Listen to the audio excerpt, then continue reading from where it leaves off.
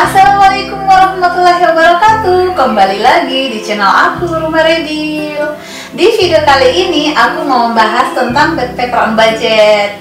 Nah, berhubung di tanggal 30 Oktober hingga 16 November 2019, pas banget ya sebelum pandemi. Nah, aku itu mengadakan backpacker ke Eropa selama 16 hari dengan ekspor sebanyak 9 negara plus 1 negara di Abu Dhabi karena transit. Nah, dari sini banyak banget teman-teman yang nanyain, "Kak, harus berapa sih untuk backpackeran ke Eropa biar kita bisa ikutin gitu kan? Terus gimana sih cara dapetin tiket murah, tiket promo, tiket booking hotel yang promo?" Nah, tenang guys, di video kali ini aku akan jelasin secara detail. Makanya dari itu tonton sampai habis ya, jangan di skip.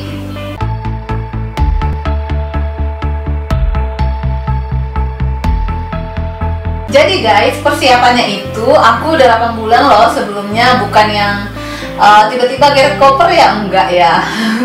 Apalagi ini aku bawa anak-anak juga bersama suami ya tentunya. Jadi harus benar-benar di-prepare lama dan biar dapat juga tiket murah misalnya. Jadi dalam bulan itu aku pertama isi tiket di OTA, kebetulan lagi promo.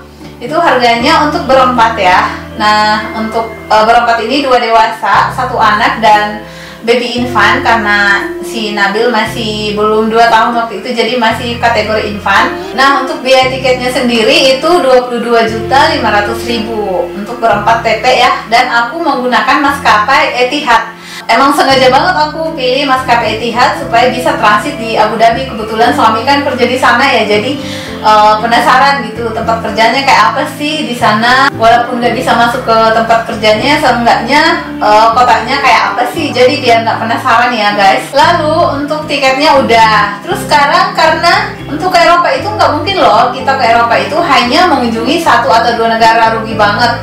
Karena kenapa? Karena tiketnya itu udah mahal pertama. Kedua, untuk visa susah. Nah, makanya waktu itu aku yang bener-bener kalap itu mutusin itinerary-nya itu aku masukin 9 negara. 9 negara itu dari Eropa Barat, Eropa Tengah sampai Eropa Timur. Dan untuk mengunjungi semua 9 negara itu kita harus menggunakan kereta antar negara. Nah, kereta antar negara ini kalau kita beli ketengan bakalan lebih mahal sebenarnya kalau hitungan aku ya. Dan itu nggak fleksibel buat aku yang bawa bayi, yang bawa gembolan, nggak mungkin ya. Makanya aku putusin untuk pakai Eurail Pass. Nah, Eurail Pass ini aku belinya di klub, aplikasi klub. Nah, harganya itu waktu itu lagi promo autumn juga. Nah, promo lagi kan.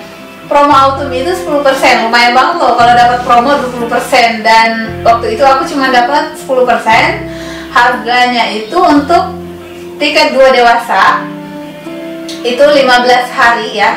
Itu untuk 15 hari itu di 15 juta atau 16 juta, aku udah lupa pastinya. Dan enaknya itu pakai Eurail Pass itu untuk aku yang bawa anak-anak nih ya, karena anak 12 tahun ke bawah itu gratis dan cuma membayar biaya reservasi seat aja. Setelah itu yang aku pikirin adalah booking hotel. Jadi tiket aku ini kan aku ambil yang Swiss return ya. Jadi pertama mendarat di Swiss dan nanti juga pulangnya di Swiss juga. Jadi aku tuh melingkar dari Swiss, Italia, Austria, Praha, lalu sebelumnya Bratislava sama Budapest, lalu ke Prague, lalu kemudian ke Amsterdam, Paris, lalu kembali ke Swiss untuk perjalanan pulang. Nah, dari semua perjalanan tersebut ke 9 negara aku menggunakan Rail Pass. Nah, hitungannya itu 15 hari aja. Nah, kemudian untuk hotel aku belinya tuh di booking.com combine dengan Airbnb. Untuk di pertama aku nginapnya itu bukan di Swiss dulu, karena Swiss itu adalah negara terindahnya di Eropa. Jadi aku putusin untuk ekspor belakangan. Jadi yang aku ekspor pertama adalah negara Italia. Nah, tepatnya di Milan. Nah dari Milan itu aku ke Florence. Nah jaraknya itu cuman 4 jam.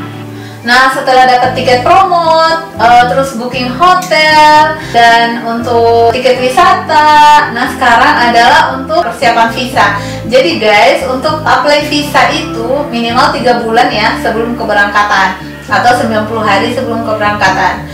Berhubung suamiku waktu itu pulang hanya 2 minggu sebelum keberangkatan aku, jadi aku mutusin untuk apply di kedutaan Swiss karena katanya di sana itu lebih gampang ya. Dan memang saat kita apply visa itu kita harus apply visa di negara yang terlama kita datang. Dan kebetulan waktu itu Swiss adalah negara terlama yang aku datangi, yakni 4 malam ya. Jadi aku apply visa di kedutaan Swiss.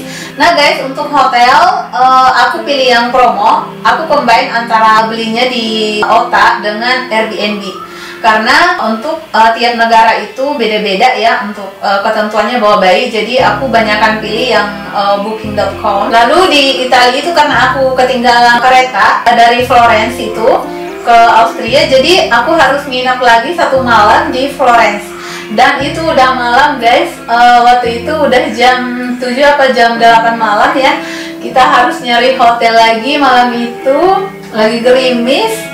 Dan kita memang cari hotel yang pas banget depan stasiun ya. Dan itu nggak ada yang available buat family, jadi harus booking 2 kamar. Nah itu aku booking 2 kamar di 62 euro, kalau nggak 68 euro. Nah itu harus dikali 2 kamar, totalnya itu sekitar 2.250.000-an. Ya namanya juga backpacker ya, kadang ada yang nggak bisa kita prediksi gitu.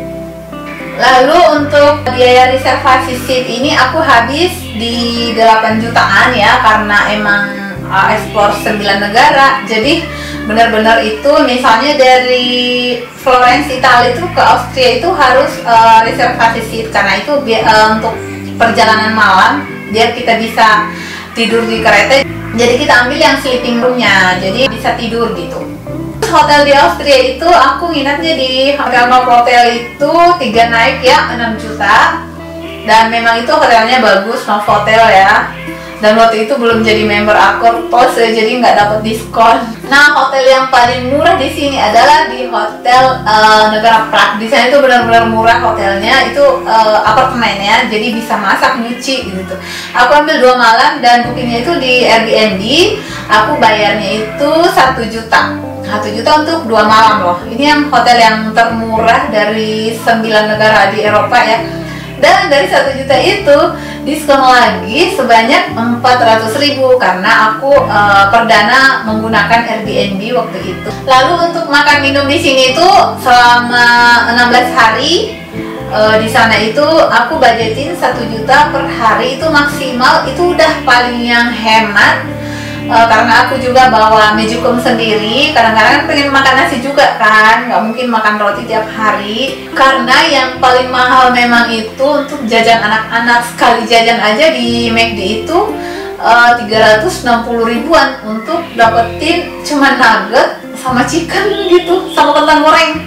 Itu untuk sekali jajan 360.000 di McD, bayangkan coba ya kan. Terus untuk budget di Bratislava sama Budapest, karena aku cuman day trip, itu cuman habis 3 jutaan. Lalu untuk taksi Prague itu di sana aku bayarnya 1 juta karena untuk 3 kali. Lalu selama di Abu Dhabi aku tuh lumayan juga pengeluarannya, karena kita rental mobil seharian itu suami bayar itu 700 dirham kalau nggak salah ya, 700 dirham kali 4.000-an ya, sekitar 2.800.000-an lah ya. Terus untuk tiket masuk wisatawannya juga lumayan, untuk makannya juga lumayan lah ya di Abu Dhabi, sama kayak di Swiss, mahalnya lumayan. Dan kebetulan emang suami kerja di Abu Dhabi, jadi untuk budget di Abu Dhabi itu nggak terlalu yang berat menurut aku ya, karena suami udah bawa uang dirham dari sini, jadi nggak perlu narik uang di ATM gitu. Nah, aku mau cerita nih guys. Jadi ceritanya waktu di Florence ke Austria itu kan aku ketinggalan seat ya, dan harus bayar hotel lagi 2 juta lebih. Dan kabar baiknya adalah saat di Amsterdam mau ke Paris itu kan harus reservasi seat. Jadi aku pikir karena reservasi seat itu jadi bisa hari itu juga, dan ternyata sampai di station itu di Amsterdam itu seatnya udah penuh untuk yang pakai rail pass guys. Jadi di sana itu aku ditolong oleh bule, dia kebetulan kerja di station itu, dia tuh istrinya orang Semarang. Nah dia di situ tuh dia tuh membantu banget untuk ke bagian kantornya di dalam. Nah di dalam itu dijelasin bahwa kita bisa ke Paris, tapi rail pass kita itu udah nggak berlaku, jadi hanya bisa dipakai sampai ke Brussels. Nah kalau sampai Brussels itu masih gratis. Nah dari Brussels ke Parisnya itu kita harus membayar 100 euro guys per orang, dikali 4 itu 400 euro. Nah waktu itu aku udah yang hopeless ya.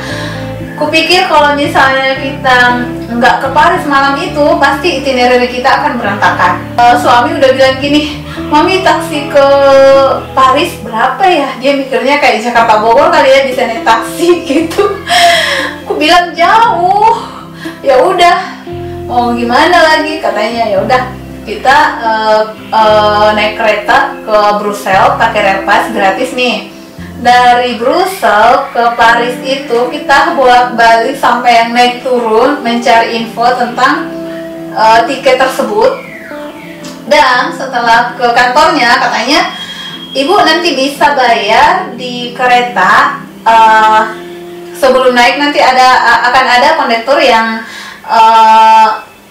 menagih gitu ya." Nah ketika keretanya datang, si kondektur ini lagi pada ngobrol guys. Nah aku yang udah rempong dengan anak kan udah malam, terus udah rempong dengan koper, ya langsung naik kereta aja dong. Kupikir nanti di kereta bakalan ditagih kan oleh kondekturnya. Nah ternyata sampai di atas kereta si kondektur itu nggak ada yang naik kereta guys. Jadi mereka tuh di bawah. Nah kupikir paling di jalan kali ya, nanti akan ada yang menagih. Ternyata alhamdulillah sampai di Paris, nggak tahu ini keberuntungan atau mungkin ketidaktahuan aku, jadi maaf ini ya. Jadi duit 400 euro yang aku udah siapin itu selamat. Ya Allah itu duit loh, hampir 7 juta. Hampir 7 juta selamat ya Allah. Alhamdulillah selama di sana nggak ada drama kecopetan ataupun drama yang ya itu aja, drama ketinggalan kereta, kehabisan SIM kereta, dan alhamdulillah dibales dengan free reservasi seat. Itu pun kalau misalnya saya reservasi seat ya, misalnya yang umum nih pakai reservasi seat, itu aku harusnya mengeluarkan itu biaya reservasi 3 juta lebih atau 4 juta lebih loh pakai rail pass. Nah ini gratis tanpa rail pass pula. Ya ampun, itu ya bener-bener nih kalau ingat itu, ya Allah, duit 7 juta, ya Allah, selamat. Jadi teman-teman yang mau backpackeran bersama family nggak usah takut kok, di sana itu orangnya helpful banget. Terus untuk masalah pickpocket ini nggak usah yang terlalu khawatir. Yang terpenting itu kita harus tetap waspada dengan menyimpan barang-barang, terutama paspor. Yang utama ya, jangan sampai tercecer atau hilang. Dan kedua adalah uang serta ATM dimasukin ke dalam sling bag. Itu aku percayain sama suami, dan yang aku bawa itu cuma uang untuk belanja doang sama ATM aja yang buat belanja gitu kan.